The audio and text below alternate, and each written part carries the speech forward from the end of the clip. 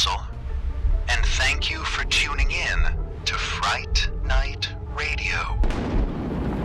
We love to bring you stories of fright every Friday night. Stories that are creepy, suspenseful, and most of all, frightful. She has a lovely voice. Her name is 𝐤𝐨𝐬𝐞, and she has a lovely voice. And sometimes she talks to me. We had some good times together, but I can't say I was in love with her. It was always her voice that everyone adored, and that was how she made a living. She recorded audiobooks and worked the occasional helpline. She worked as a phone psychic until she grew tired of taking people's money. I'm not really psychic, She confided to me. but I do see your future. You're getting lucky tonight. She had a lot of other temp jobs because she wasn't one to stick around for long. She flitted from job to job, and she hopped from bed to bed. I never had a problem with that because that was who she was.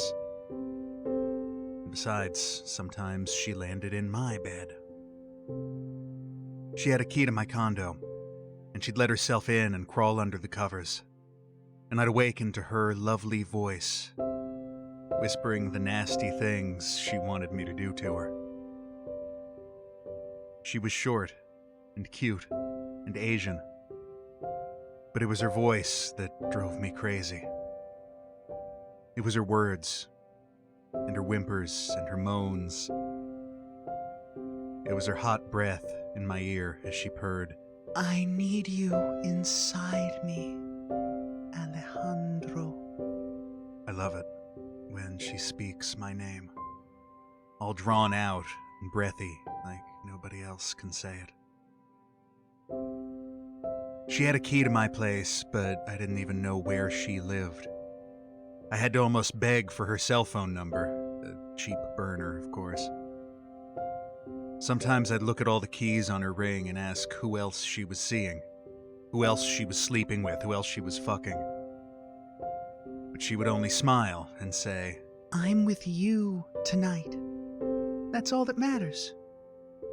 I was always okay with that, because she was a free spirit, and what we had was pretty casual anyway.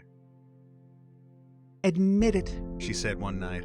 you have a boring old office job and lots of boring old friends. And the most exciting thing in your boring old life is when you get to shove your cock inside of me. Go on, admit it. I admitted it, Pathetic. she said. I bet you don't even have any other lovers besides me. I said nothing, Just as I thought. she said. Absolutely pathetic. Other times, she was kinder, I know I can be difficult. she said one night as I drifted off to sleep. I don't mean to be such a bitch. No, don't say anything, it's true. Someday I'll do better. I'll shut my mouth and listen more. I have trouble getting close to people. Please be patient with me, Alejandro.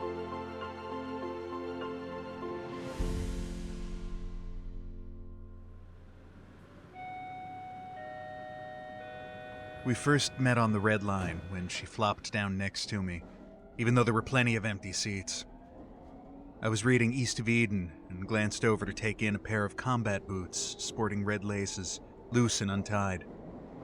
My eyes traveled up to a pleated, checkered skirt and a Ramones t-shirt. The Ramones tee was worn thin and there was nothing beneath it but flesh and tits and tats. She was clearly younger than her shirt. She threw a big, floppy messenger bag next to my stiff black briefcase. She smiled, drawing my attention to her lip ring, and I thought, who is this hippie? And what does she want with me? She said, Nice suit. She said it sincerely, no sneer. I thanked her. We started talking, and when my stop came, she took my hand and followed me off the train. We walked to my condo and shed our clothes and crawled into bed, all in one smooth motion, so that I barely had time to wonder what she saw in me, or why I was getting so lucky. "Are you sure we're not moving too fast?" I asked. Shut up, she said. I need you inside me, Alejandro. It wasn't until afterwards that I noticed the beautiful wings tattooed across her back. I ran my fingers along their lines. "Why wings?" I asked. So I can fly away, Alejandro. I'm not like you. I can't stay in one place for long. "What do you know about me? We just met." I know more than you think I do, just by looking around. You own big, solid furniture, 'cause you're a big, solid guy. Those fish in the living room are not just tropical, but saltwater tropical, very high maintenance, but you keep the tank spotless. You work a respectable job and make regular payments on your home. You are kind and reliable. Am I right? Not everybody can be a free spirit, 𝐤𝐸𝐸𝐞. I wasn't poking fun. Just saying I can't be like that. You ground me, Alejandro. We're on the 29th floor. How can you be grounded? You make me feel safe. Up here in your eyrie. An eagle protecting his chick. She stuck out her tongue and blew a loud, sloppy raspberry. In the morning, she insisted we eat breakfast together. It's the civilized thing to do after our first night as a couple, she said. Are we a couple now? We're something. Besides, it's more polite than saying after our first fuck. We sat in my kitchen, and conversation came surprisingly easy. I had a respectable meal of eggs, bacon, toast, and coffee. She devoured 2 bowls of Trix with chocolate milk.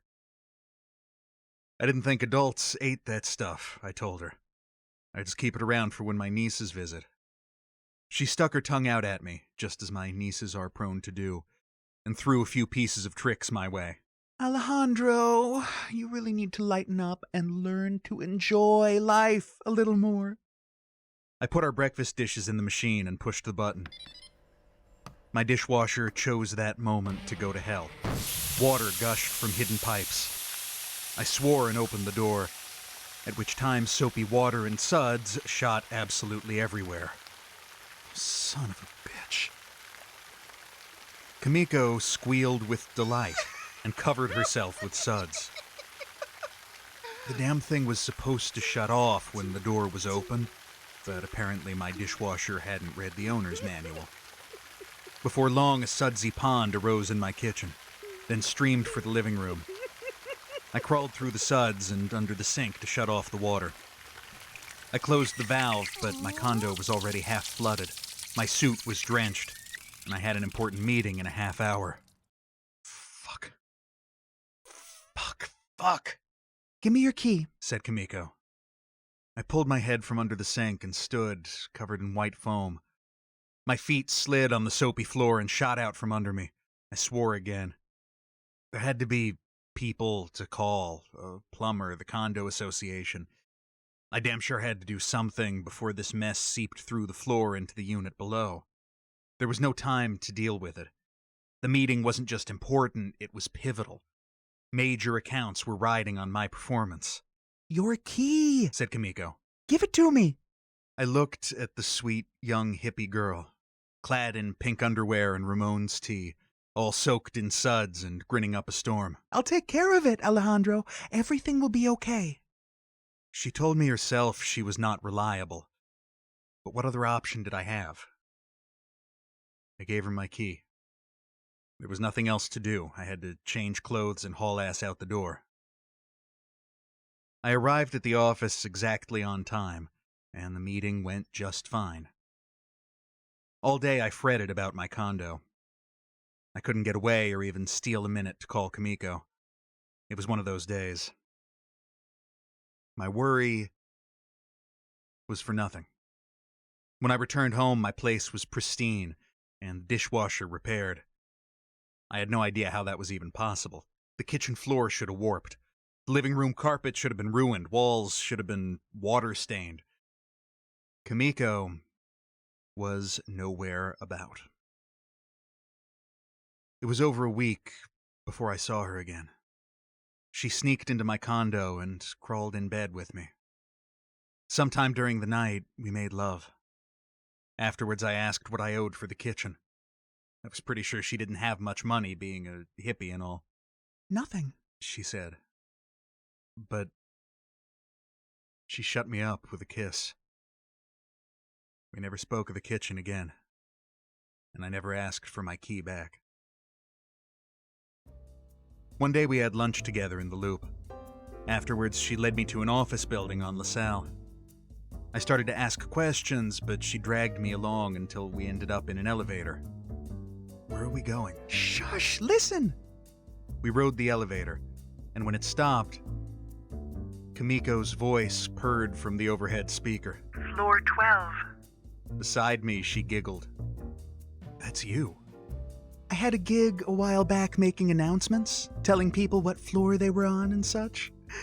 Some of the train lines might even use my voice. I get to tell hordes of people where to get off. Right up your alley. We rode back to the first floor, and her voice again came over the speaker. Lobby. It was charged with an erotic tinge, and I felt a pang of jealousy knowing that hundreds of other guys would hear it. On one of our evening walks, I suggested we go out for supper. Oh, dear, she said. I was afraid of this.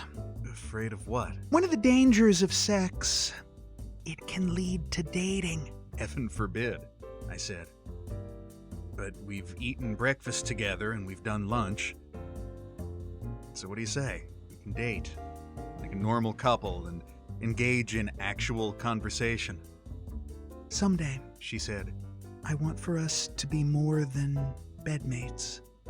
Just give me time. I promise we will talk. She was a night owl and an insomniac. After wearing me out in bed, she often tiptoed to the living room. One night I found her watching vintage sitcoms. I said there were plenty of movies to choose from. I like this, she said. Old TV shows? The laugh tracks. Listen. A Lucy episode was on. Lucy and Mr. Mooney had a spot of repartee, followed by a couple seconds of canned laughter. You hear that? Those people laughing in the background? They're all dead now. Dead. Dead, I tell ya! She uttered an evil little laugh.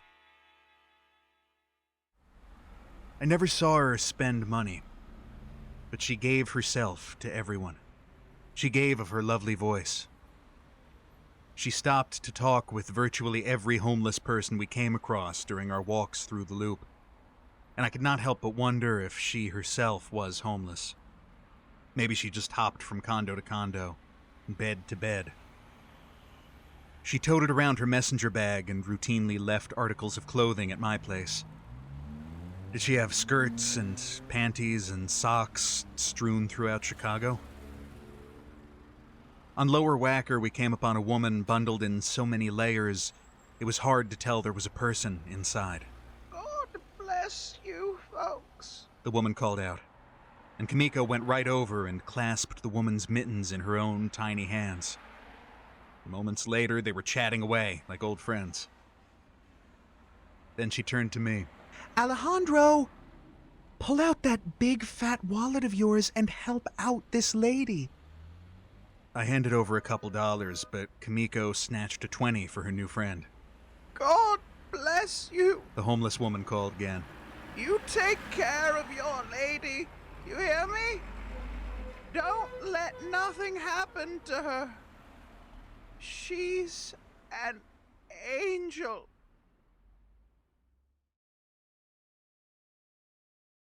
I went a month without hearing from her, nor did she return any of my calls during this time.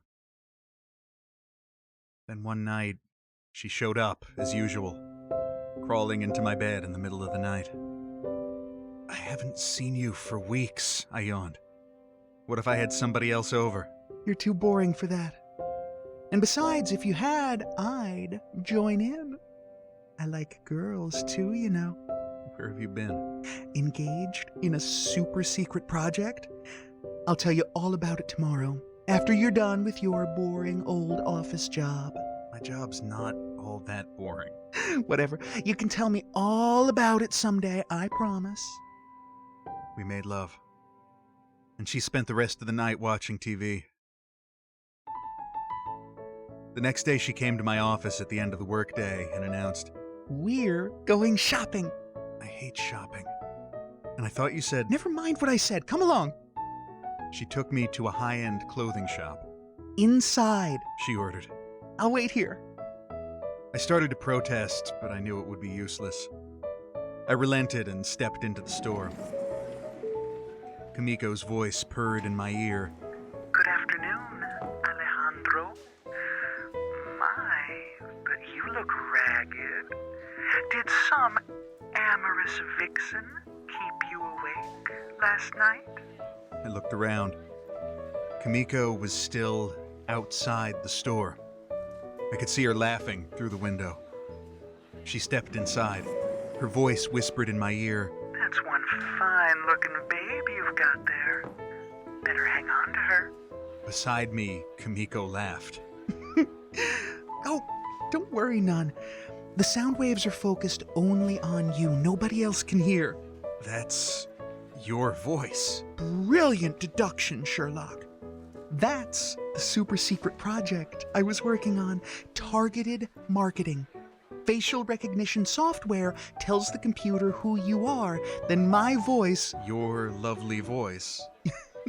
Yes, my lovely voice delivers a personalized message, such as, Good morning, Mr. So-and-so. Did you know we had a sale on size 44 sport coats? You're an electronic greeter. More than that, Alejandro. I'll be reminding little old ladies that Friskies is on sale and telling lawyers how sharp they would look in a new Armani. The program is even interactive, so if someone has a question about where to find something, all they have to do is ask. The whole thing is just a bit creepy. Yes, Big Brother is watching you. And he has my sexy-ass voice. This store is just the beta tester. Before long, you'll be hearing me in grocers, department stores, and God knows where else. They base the program on my sparkling personality. So what else will your voice do? The customer profiles are continually updated, so it will always be ready to make suggestions or engage in light banter. Not everyone will appreciate having a computer know where they are. People will get used to it.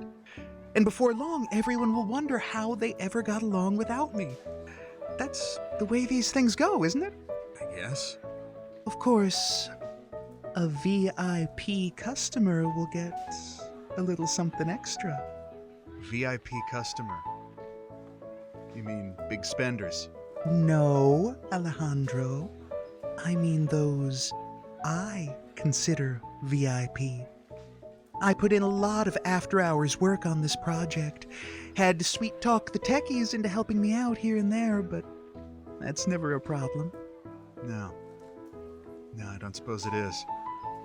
What do the VIPs get, 𝐤𝐤𝐬𝐿? In answer, her voice came at me from every direction, telling me of all the nasty things she wanted for us to do together. Stop, I said. But the voice persisted right there in public. Alejandro, Said 𝐤𝐤𝐬𝐿 by my side. I already told you that nobody else can hear. Please, stop. Her voice giggled and shushed. We left. I was eager to get away from the all-seeing and all-knowing eye.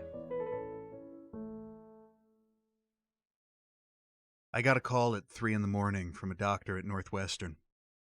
My sleep fog cleared when he said he was calling about 𝐜𝐤𝐤𝐞. She put you down as her emergency contact. He said. Are you her husband? I lied and said yes. He told me I should get down to the hospital right away. I threw on some clothes and rushed over. I was alone in the hospital elevator, and her voice said, Why, Alejandro, what brings you here at this hour? I hope everything is okay. "It's you," I snapped. "They said you were admitted." I got to her floor and stepped off without waiting for a response. The doctor had given me her room number, but she wasn't there when I arrived. I ran to the nurse's station. "I'm so sorry," the doctor told me. "We lost her right after I called you." Lost her? It was very sudden. Of course, she had been sick for a long time. Still, that doesn't make it any easier. I'm so sorry. I don't know why she put me down as her emergency contact. But for 1 second, it gave me a perverse sense of pride. Of all the guys she was fucking, I was her contact. While she was alive, I never even knew she was sick. That she had some sort of fatal condition. She gave no indication. She had once said I made her feel safe. My sense of pride gave way to a blush of shame. On the elevator ride down, the computer must have accessed her files. Or maybe it read the look on my face. I'm sorry. I never told you. Said 𝐜𝐤𝐤𝐞's voice. I'm sorry we never had a chance to say goodbye. I'm sorry. When the doors opened, I bolted from the elevator and out of the hospital. A week later, I returned to the elevator where she first had me listen to the electronic simulation of her lovely voice. Lobby. She cooed. I held the door open and stood there for a long time while the security guard gave me the evil eye. What the hell was I doing, anyway? Was I going to ride up and down the damn thing just so I could hear 𝐜𝐤𝐤𝐞's voice say floor 15, floor 12?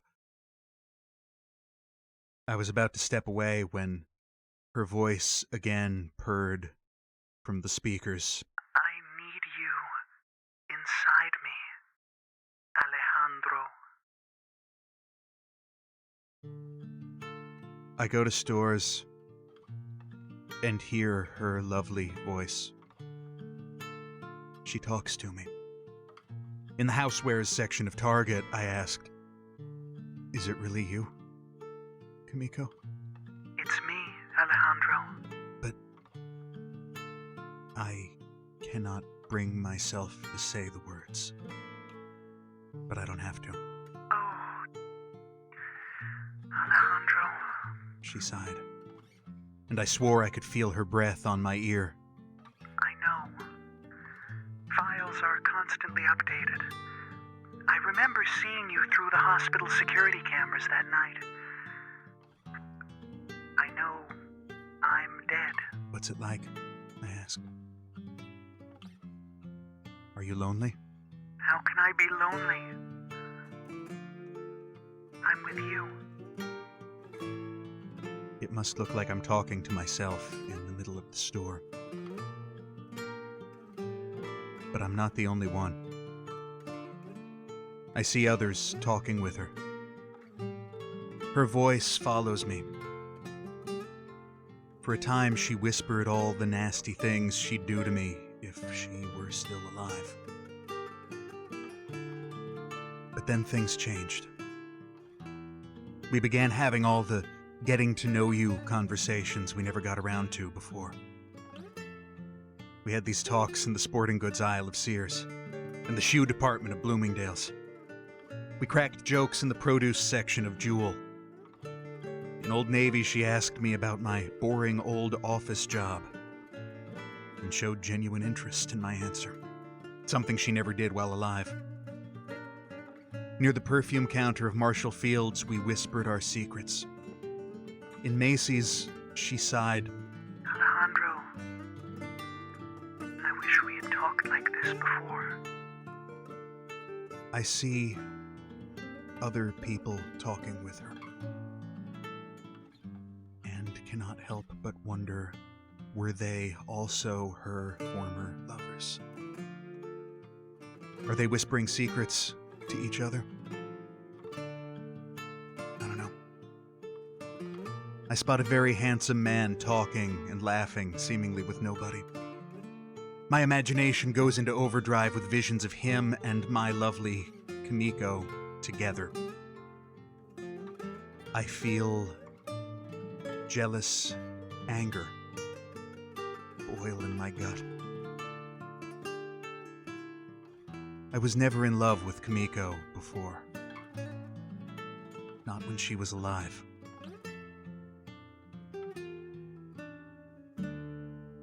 But I am now.